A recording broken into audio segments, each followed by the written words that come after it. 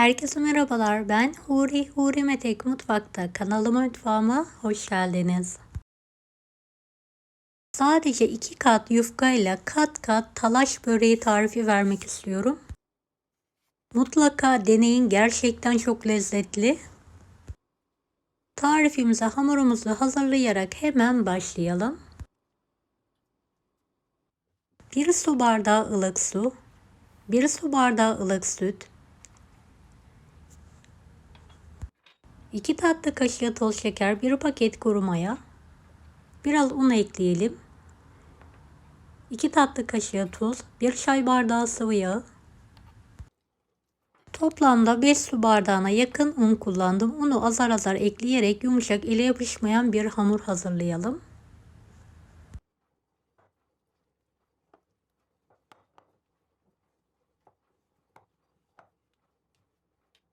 Evet, hamurumu toparladıktan sonra tezgah üzerine alıyorum. Pürüzsüz olana kadar 5 dakika yoğuruyorum.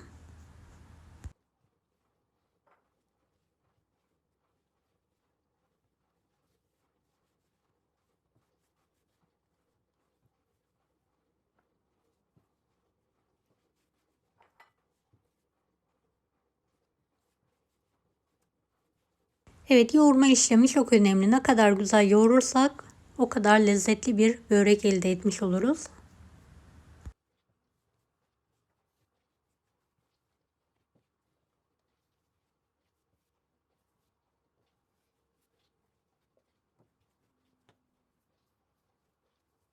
Tekrardan aynı kaba alıyorum. Bardağın dibindeki kalan yağı da üzerine alarak, üzerine hava almayacak şekilde kapatarak mayalanmaya bırakalım. İç harcı için 50 gram kıyma kavurdum. Biraz sıvı yağ ekliyorum.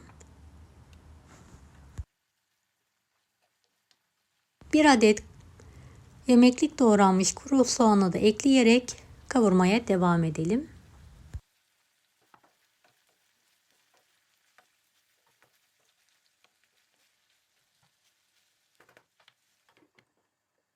Biraz sıvı yağ ekleyelim. 1 adet ince doğranmış patatesi de ekleyerek kavurma işlemine devam edelim.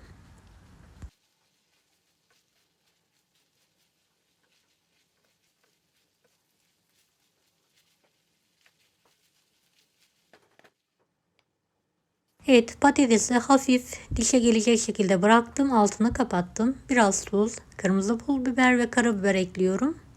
Karıştırarak altını kapatalım ve soğumaya bırakalım.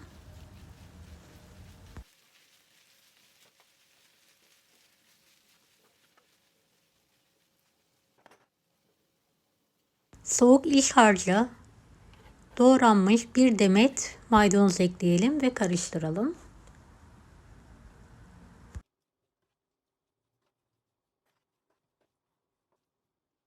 Evet, 40 dakika sonra mayalandı hamurum. Tekrardan yoğurarak havasını alıyorum.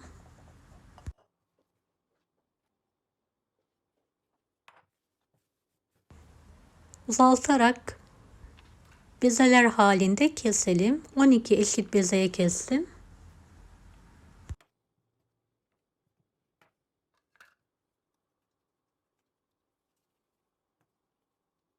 Bezeleri pürüzsüz olana kadar yuvarlayalım.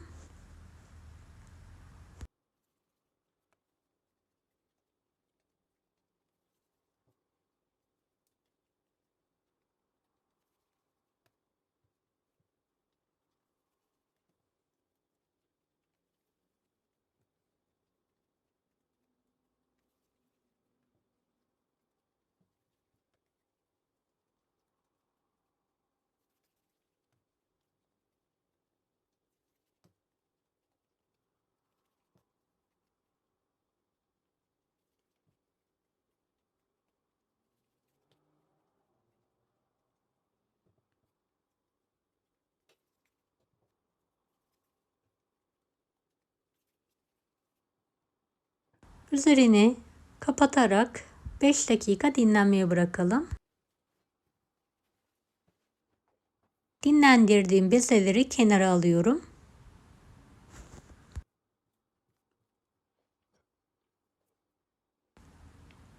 Un serperek orta incelikte olana kadar bezeleri tek tek açalım.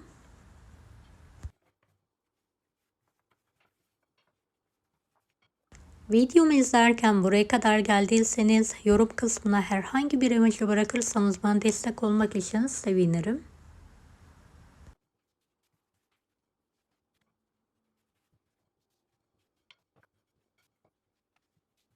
Evet, bu büyüklük yeterli olacak. Diğer bezeleri de aynı ebatta olana kadar açalım.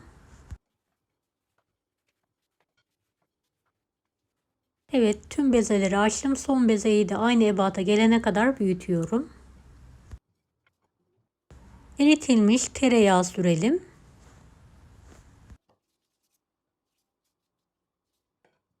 Yufkanın her tarafına gelecek şekilde sürmeye dikkat edelim. İkinci yufkayı da üzerine alalım. Tekrardan yağlayalım.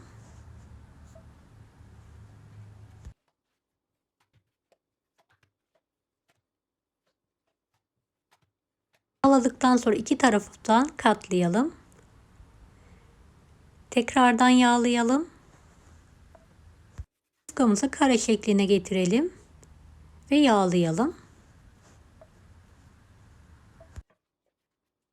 Orta kısmına hazırladığımız iç harçtan bolca koyalım ve yayalım. Mektup zarfı yapar gibi katlayalım ve kenarları sıkıca parmaklarımızla bastıralım.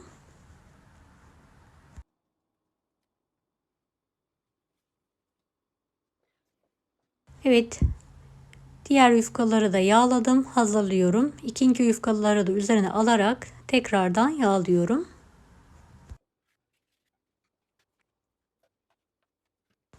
Evet, katlayalım. Katladığımız yerlere yağ sürelim.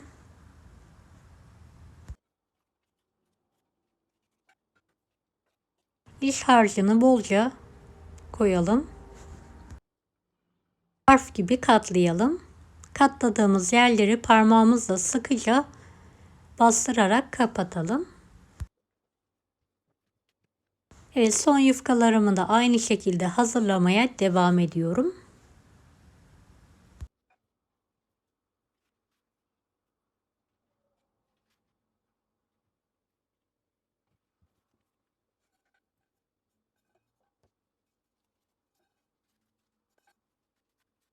Ben kıymalı patatesli iç harcı kullandım. Dilerseniz lorlu maydanozlu, sade patatesli ya da daha farklı iç malzemelerle de hazırlayabilirsiniz.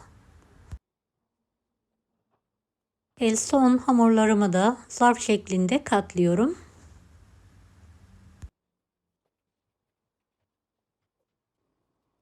Evet, katladıktan sonra sıkıca parmağımla bastırıyorum.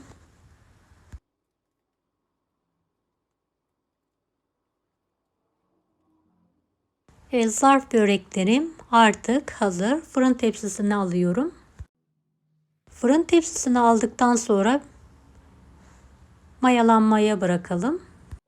Mayalanma sonrasında tekrardan parmağımızla iz yaptığımız yerleri bastırarak kapatalım. Bu sayede aşınma olmayacaktır.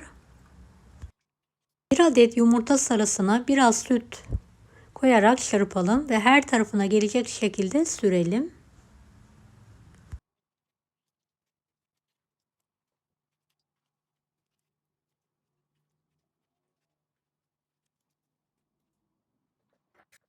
Börek otu serpelim.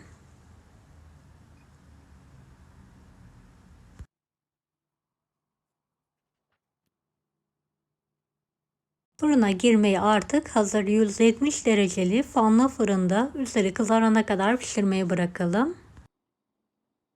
Evet, nar gibi böreğim kızardı. Hemen fırından çıkartıyorum. Soğutmadan dilimleyerek servise hazırlıyorum. Kat kat mifloi tadında harika bir börek oldu. Mutlaka deneyin.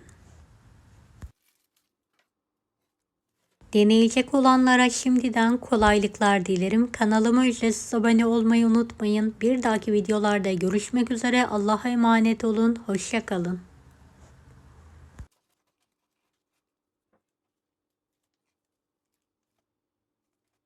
Daha farklı tarifler için bunları da izlemeyi unutmayınız.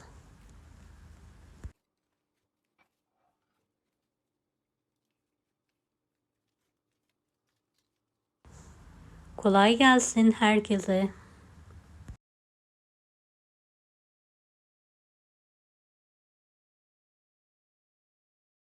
Beğeni ve yorum yapmayı unutmayınız.